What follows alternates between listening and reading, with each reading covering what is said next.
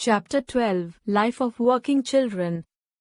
Mohit was traveling to Mumbai on a train with his family to spend his summer holidays there. He was very excited about it. He made lots of plans of what he was going to do in his break. He was dreaming of sleeping and waking up late. He thought about the good treats that his grandmother was going to prepare for him. At night, when his parents were fast asleep on their berths, he heard a whisper near his lower berth. Mohit flashed his small torch to see what was happening. He suddenly saw a little boy trying to sleep on the floor in the small space between two berths. The boy looked scared and hungry. Mohit offered him a biscuit and they started talking.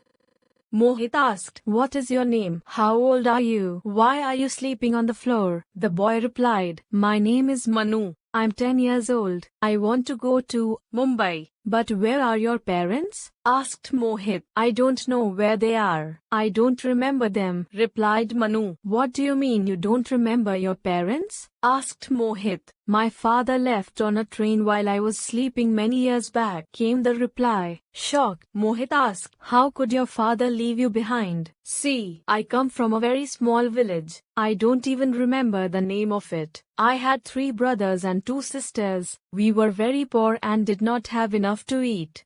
One day my father told me that we were going to the big city to find a job to bring back some money. I was very excited because that was my first train ride. When we left, my mother hugged me and was crying very hard. Then my father and I sat on a train. When I woke up in the morning, I was all alone. I could not find my father." Mohit was taken aback. "What? How could your father leave you like that? What did you do?" "I got off the train and started looking for my father at the station. Night came, and I still could not find him. Then I started crying and sat in a corner to hide from the station master.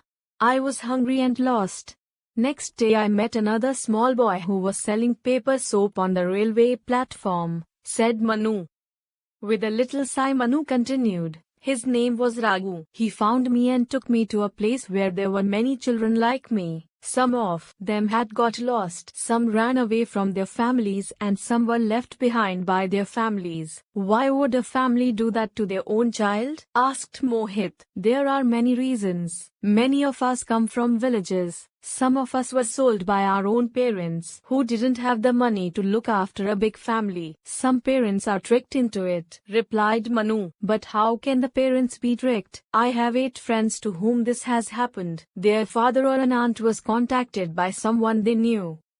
This person promised their family a better life for the children. They promised to send the children to school or give them houses to live in. My friends were then taken away by that person. He later forced them to work in factories. 3 of them were simply sold to other employers. I have 2 other friends whose fathers just left them behind on the train," explained Manu. "What happens to them?" asked Mohit. "A lot of things. And often bad things happen to us. Some of us are made to sing and dance on the streets. You can see children dancing in the middle of the road or selling things at a traffic signal. At times small children get lost. To survive they join other children who work," continued Manu.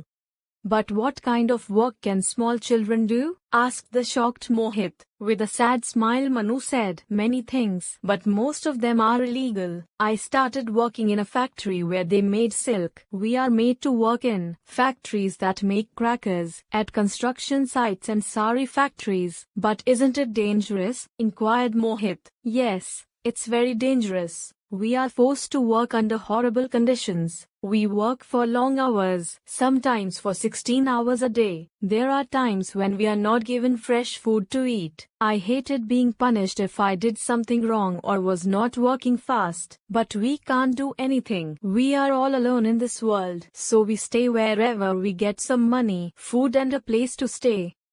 When things get bad, we run away to another place," explained Manu. "I've heard that it is against the law to make children work, but it still happens. Nobody cares for us," he finished. "What do you eat?" "Well, it depends on where I am. Sometimes I go hungry. If I'm working at a tea stall, then the owner usually gives me the leftovers. Sometimes I even have to look for food in the garbage. Don't you feel lonely? Asked Mohit. With tears in his eyes, Manu replied, very much. I miss my family. I hardly remember what they looked like. For a long time I tried to find them, but I don't remember where they lived. I miss my mother's hugs. What are you going to do in Mumbai?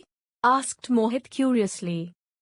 Mumbai is a big city. When it gets cold in Delhi, some of us go to Mumbai. There are millions of children like us, you know. We'll find something to do. Soon it was morning and Mohit's parents were going to wake up. Manu could be caught for traveling without a ticket and thrown out of the train, so he had to leave. Before Manu escaped, Mohit gave him some food that he had in his bag and his favorite toy to remember him by. In the few hours of the night, the whole world of Mohit had changed. He was suddenly aware of many things that he had taken for granted. He knew that whenever he saw another poor kid on the street, he would remember Manu.